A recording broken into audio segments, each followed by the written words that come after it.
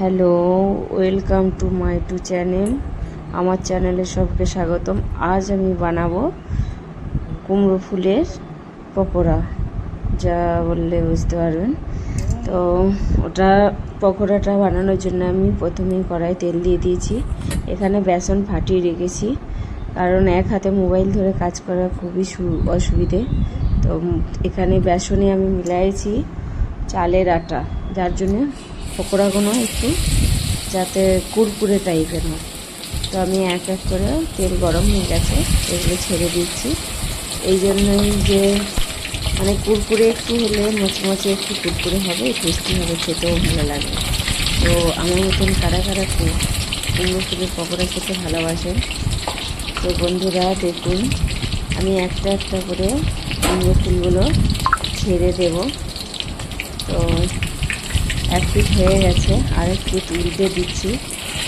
তো আরেক পিঠ উল্টে দেওয়ার জন্য পর নাহলে অল্প তেলে তো একটু নিচেটা ধরে ধরে যাচ্ছে। ওই জন্য আমি জলদি তেলটা গরম হয়ে গেছিলো, তো জলদি আমি করে দিলাম, উল্টে দিলাম। তো এখানে দেখুন আমার পকোড়া রেডি হয়ে গেছে এই তিনটে। তো এইভাবেই আমি এক এক করে পকোড়াগুলো ভাজতে থাকবো। তো বন্ধুরা, তো কারা এভাবে পকোড়া খেতে ভালোবাসেন, তা আমার একটু মাঝে মাঝে এমন মন করে যে দুটো পকোড়া বানাই কি আর কিছু বানাই, এভাবে খেতে থাকি। তো অনেক দিন থেকে ভাবছিলাম কুমড়ো ফুল হচ্ছে, তো কুমড়ো ফুলের পকোড়া খাওয়াই যেতে পারে।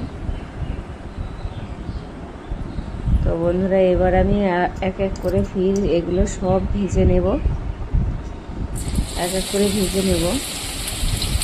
আর কুমড়ো ফুল এমনি সচরাচর সবসময় পাওয়া যায় না। তো বন্ধুরা, আমার এগুলো খুব ভালো লাগে, খেতে খুবই ভালো লাগে। তো কার কার এগুলো ভালো লাগে, কে কোথা থেকে দেখছেন, তো সেগুলো তো আমি বুঝতে পারি না। আপনারা যদি একটু কমেন্ট করেন তো আমি বুঝতেই পারবো যে আপনি কোথা থেকে বলছেন।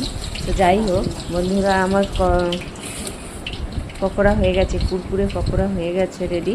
তো দেখুন কত মজমজে হয়েছে, এই দেখুন ভেঙে দেখাচ্ছি, পুরো মুচমুচে এবং টেস্টি। তো বন্ধুরা, কার কার এভাবে খেতে ভালো লাগে, আমার তো খুবই ভালো লাগে। তো পারলে আমার চ্যানেলটা লাইক, কমেন্ট, সাবস্ক্রাইব করে দেবেন একটু, তো যাতে আমিও আপনাদের মতন একটু আমার ভালো লাগবে। এমন নয় যে অন্য কিছুর জন্য, কিন্তু আমার খুব ভালো লাগে। তো বন্ধুরা টাটা, আজকের মতো ভালো লাগলে এই বোনটিকে একটু সাপোর্ট করবেন।